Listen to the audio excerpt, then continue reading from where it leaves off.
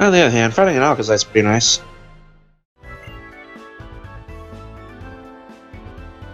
But yeah, I decided to make a quick pit stop here in Slateport City to pick up something very, very, very, very important. Just to make sure I don't regret not doing this later. First, who are you? You're useless.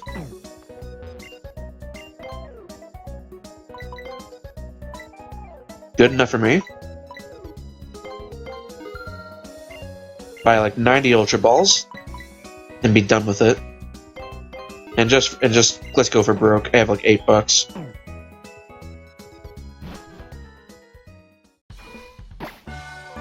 Well, I don't have to worry about ever failing to catch a Pokemon ever again. I'd rather have Dusk Balls and Quick Balls, but like 90 Ultra Balls is pretty good too.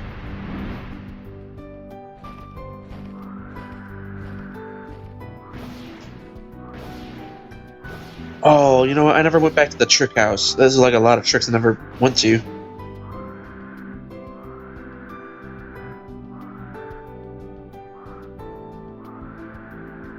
Where's the Sky Pillar? Oh wait, seriously, where is it?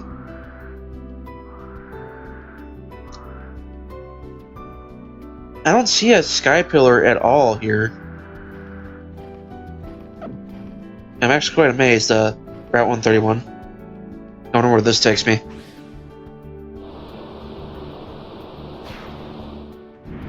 But you would think that a Sky Pillar would be visible from, well, anywhere.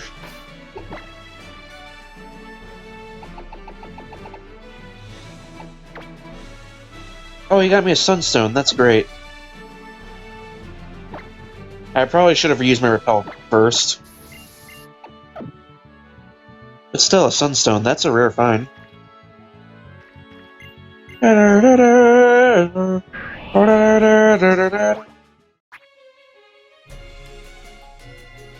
according to this map, I need to go back this way.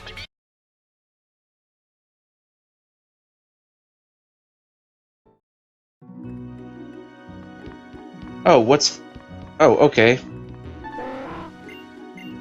I can't say I was expecting to see that behind the sign.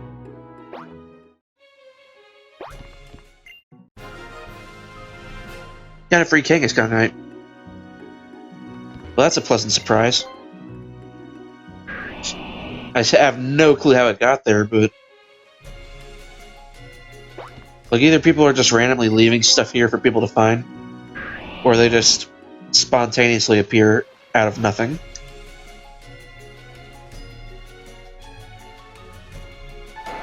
At least... There we go. At least I can see where the Sky Pillar is now. Let's look up this way. Oh, here we go, Wallace. So you've come, Mochi. As you can see, I've undone the seal on the entrance of the Sky Pillar. Follow the path within, and you'll reach the pillar in time.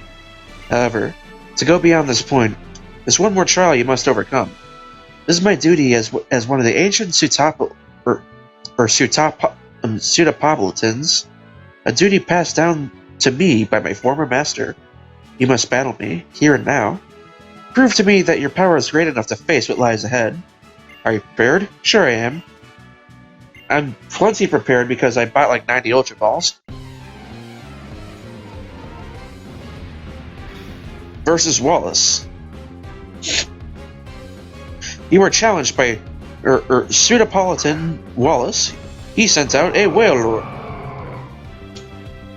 And that thing is freaking ginormous. And you're easily as strong as Steven.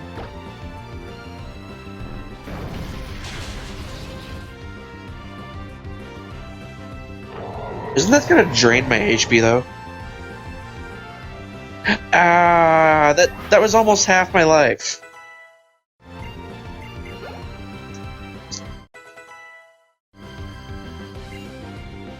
Like, switch, please.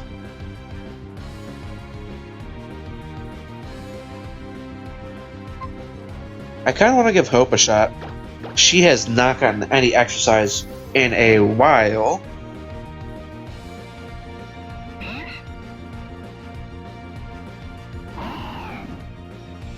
And I'd say Hope is plenty strong enough for this. Go, Brave Bird!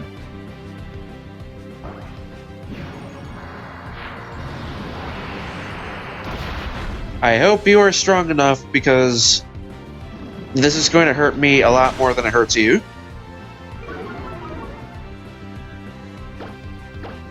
Brave Bird again, Hope.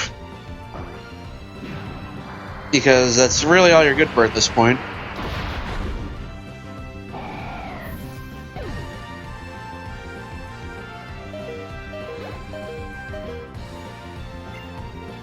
There we go, now Lumen can destroy everything. I just wish I didn't need to use Wild Charge. If it were something with less defense, I'd just use Brick Break.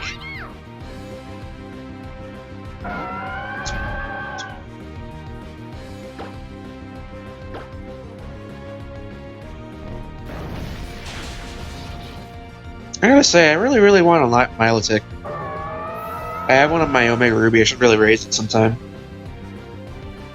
What is up with all this recoil damage? Because I am going to die if I do this. Holy crap. Wild Charge because it's my only option at the moment. Don't kill me though.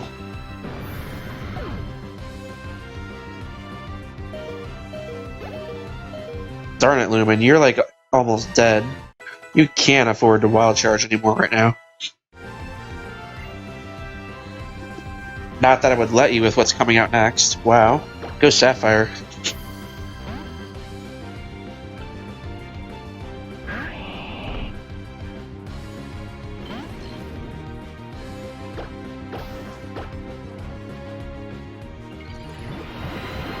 You know, I have real bad memories about Tentacruel.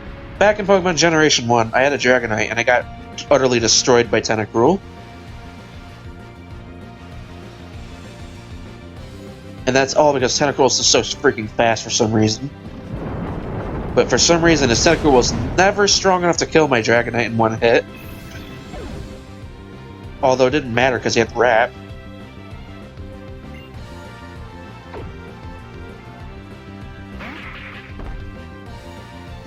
Well, it's time for Sapphire to level up. Earthquake, I guess. It's the only thing that's even remotely useful.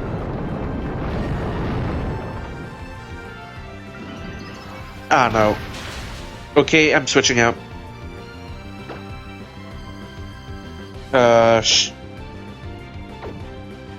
Gozengetsu? You're probably the best person I could switch out to, really.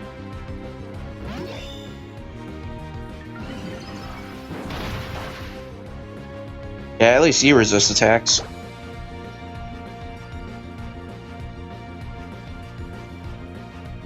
You know what? One Swords Dance. Because I'm probably going to need it bad. Maybe I should have went with Shadow Sneak. That was probably the better option. But at least Ludicolo is weak enough for Brick Break to kill it. Or you could be faster than me.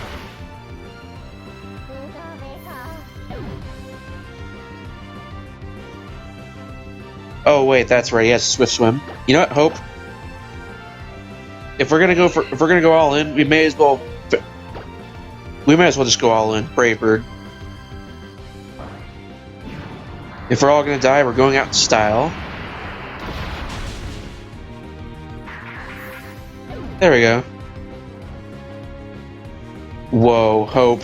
I have no idea how that didn't kill you. To defeat me, a descendant of the ancient Sootopolitan people, even when I was holding nothing back.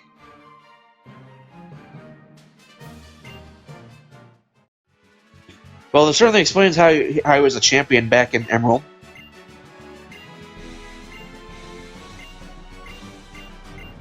I don't want you to come into my charm, I just want you to leave me alone.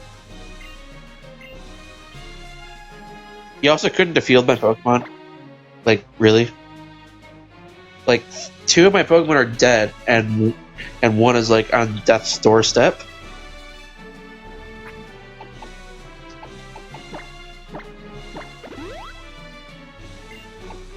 Yeah, let's fix that up. Have some hyper potions.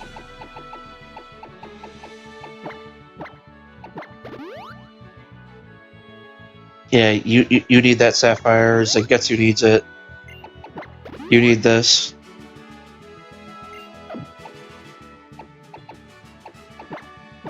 Here you go.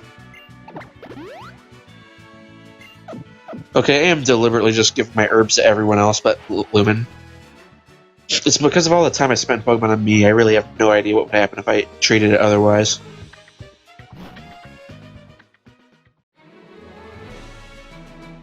I'm glad to see the Sky Pillars finally on the map.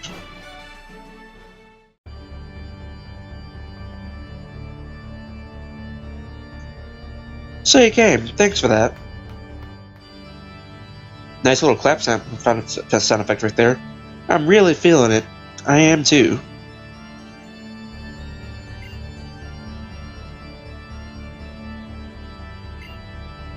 Oh, so is this the painting that she was talking about when she said it was based on Mega Evolution? I think it is, actually. Thousands of years ago, in the Primal Age, long lost, the world was overflowing with natural energy.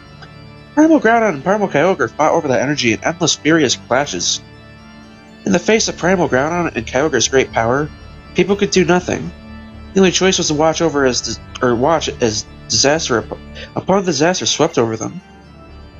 It was in such a time that many great meteoroids poured from the darkness of space, up from a place higher than even the heavens. The meteorites fell in their multitude upon a waterfall that had long been home to a tribe of dragon-type Pokemon users.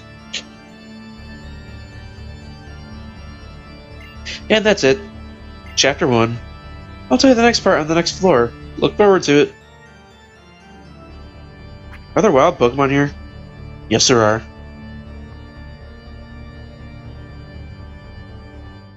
I just need to see if there's any items I can pick up here.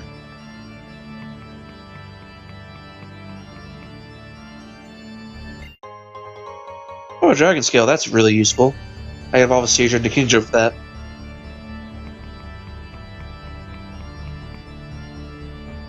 How did anyone ever discover Trait Evolution anyways? So, doesn't sound like something you would do willingly.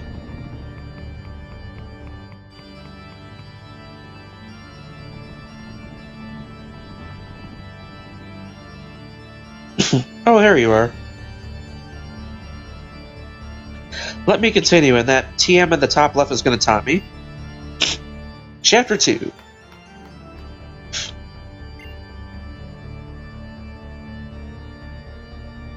The meteor shone with rainbow brilliance, as if some great life was held within. That was when, as if drawn by the brilliance of Pokemon that shone in a blazing emerald hue, descended from the heavens.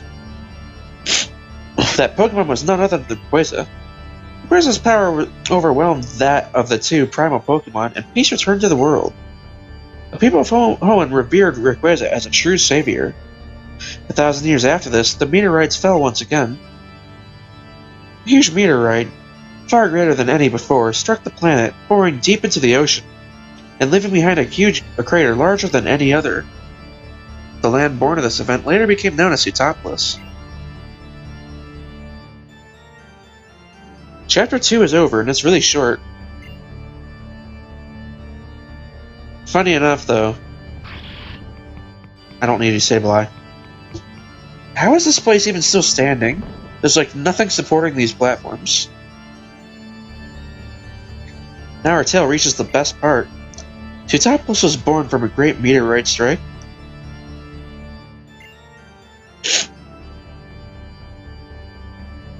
The Great Meteoroid was the first of many disasters to befall humanity. When it punched into the planet, the land cracked beneath it, and a great welling of natural energy poured from beneath Hoenn. Thirsting for that energy, Primal Kyogre and Primal Groudon once again woke. People had a wish, a memory from 1,000 years before. They wished that the legendary Pokemon clad in emerald light would appear again. The huge meteorite that laid at the heart of the Sootopolis gave off a boundless brilliance. In its brilliance, it resembled a vast and powerful keystone. Once again, Rayquaza descended from whence it came in the heavens. The people fell to their knees before Rayquaza and made a wish for salvation. As they did, A great change came over the legendary Pokemon. It was enveloped in blinding light. As the light receded, they beheld a Rayquaza beyond knowledge. Sublime figure, incandescent with overwhelming life force. It was humanity's wish that brought about Rayquaza's transformation in the face of the Rainbow Stone. Yes, a wish, an intangible thing invisible to the eye. Yet this wish bound people and Pokemon together, enabling the legendary Pokemon to change its appearance.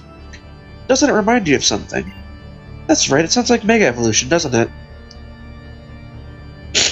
It's really funny how the game Telephone works.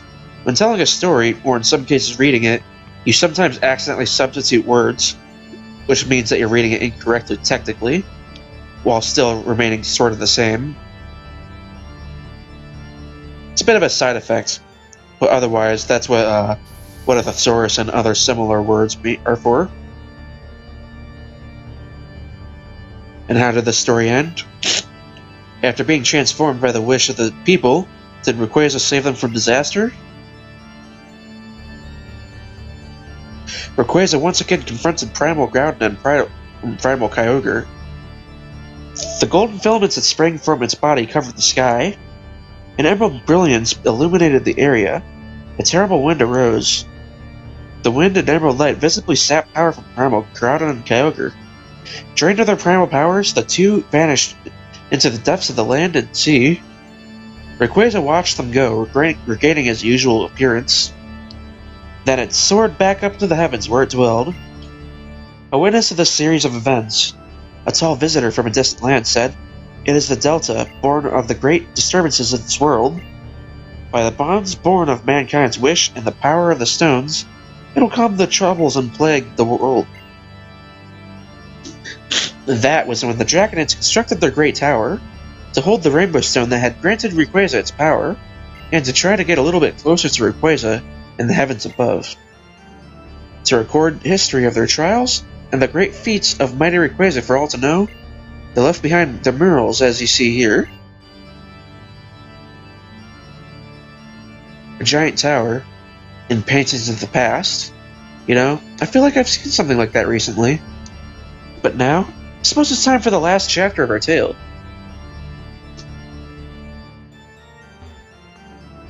If nothing else, she's certainly a lore keeper if she's telling you all this.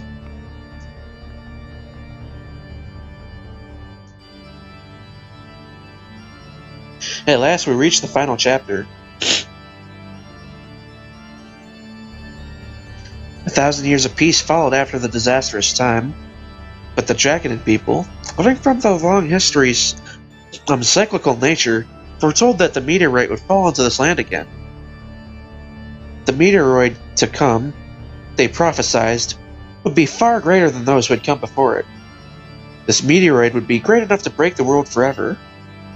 In order to prevent this great calamity, those who held the knowledge of the past arrived at a plan.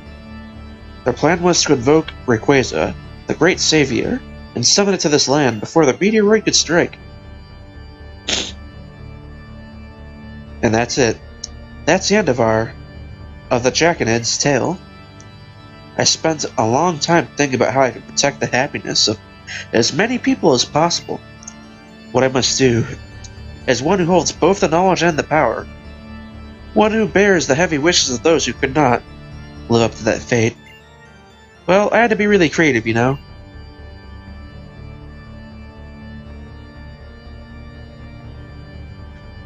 I still don't like being in this place. It just doesn't look all that safe.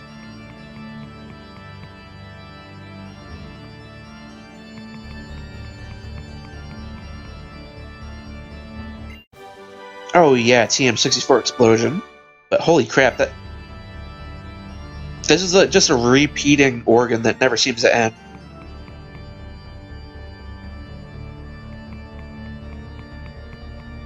I honestly hope I don't have to walk all the way back down.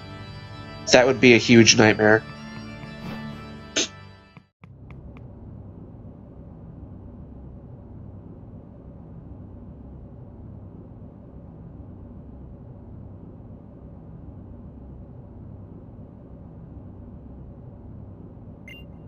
You see that, Aster? You always wanted to watch them, right? Politlanoids. A million glittering stars falling from the sky. Show's about to start.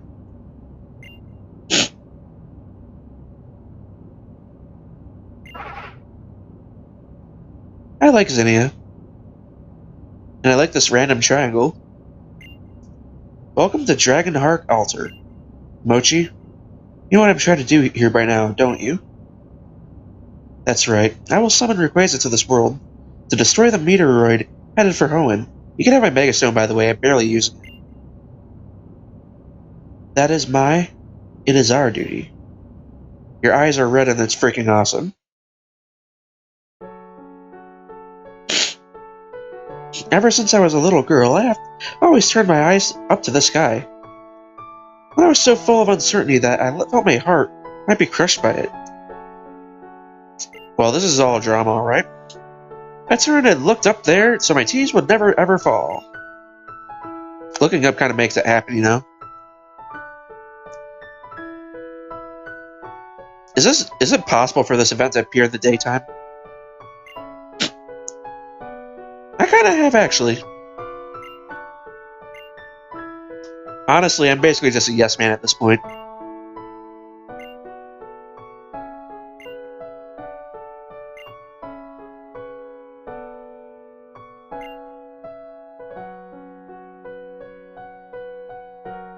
The piano samples here are really nice, actually.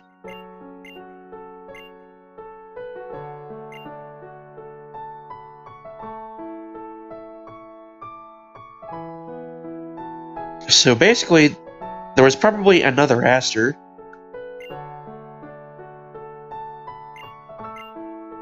And this Aster was named after her.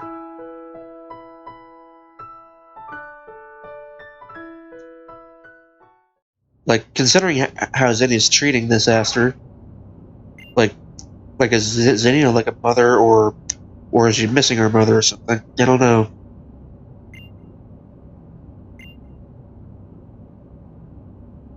What do you mean knocking me out? Or do you mean the story was just so boring that I just stood here? And it's like 2 a.m., so it's really not all that much of a morning time.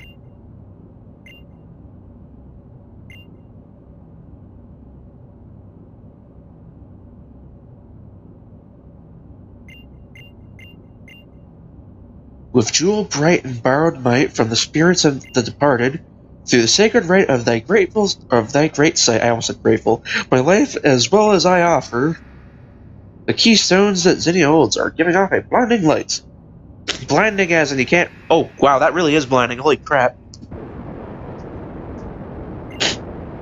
I summon thee to aid this fight, save us from disaster. Realize them upon this world, for this do I summon thee. This reminds me of Sonic... What was it? Sonic Unleashed? Rayquaza! Or is it Rayquaza? I prefer Quaza. It's supposed to be based on Quasar, though. Well, at least she actually did it.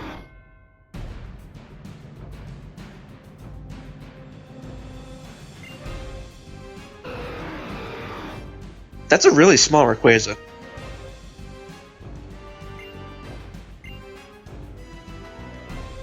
The world can be saved.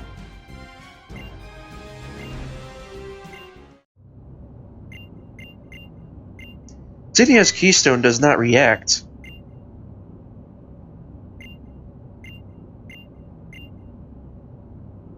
Well, this is awkward.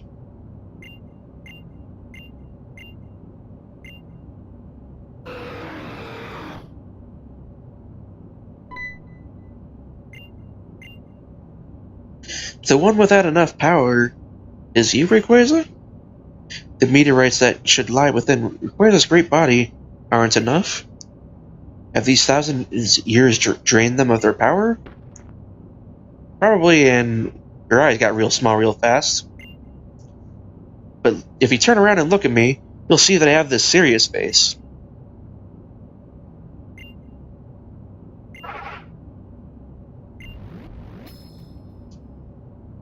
Mochi's meteorite suddenly began to glow, because people can totally see that inside a non-transparent backpack.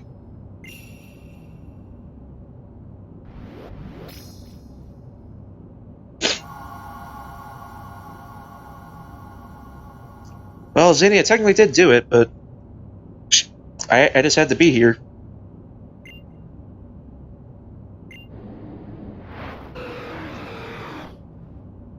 Well, that was a roar of some sort.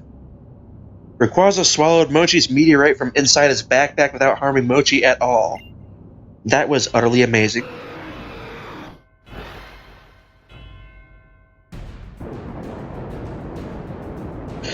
Light is spilling forth from within Rayquaza's body.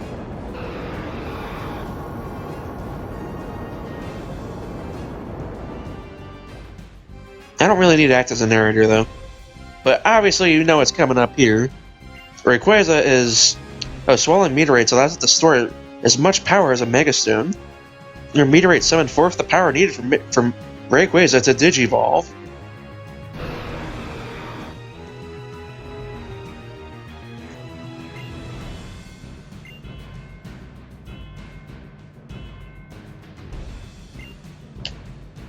Yeah, I totally saw this coming.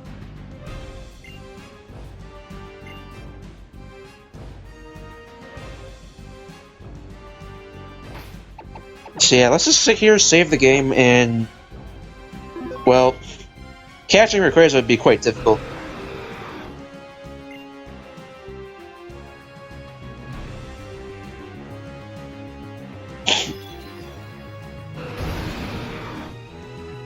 Rayquaza appeared. Come on, Lumen, I know you can do it. Let's work together! Because holy crap, that thing's one level higher than you, and that's really bad, actually. You know what? I'm just gonna spam Ultra Balls.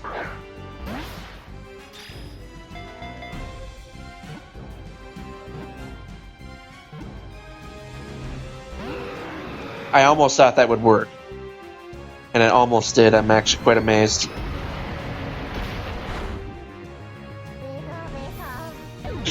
Sorry, Lumen, but that had to suck.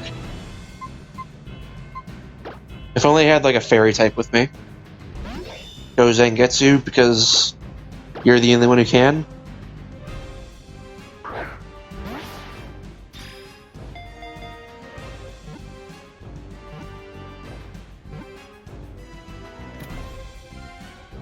Well, Rayquaza was quite possibly the easiest legendary I've ever tried to catch. In this game, anyways.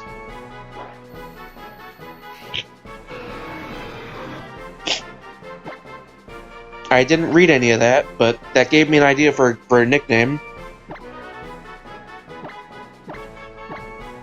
Like, I caught one word out of your Pokedex, so I'm gonna call you Ozone.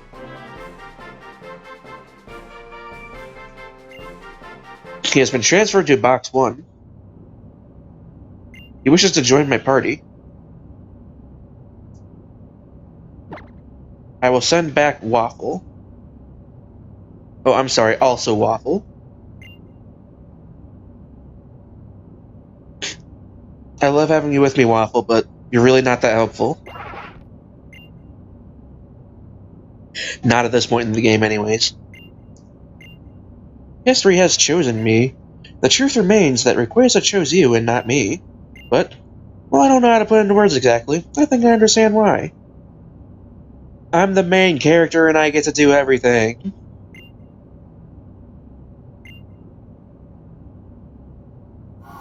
Dragon Ascent should probably be a dragon move, but it's not.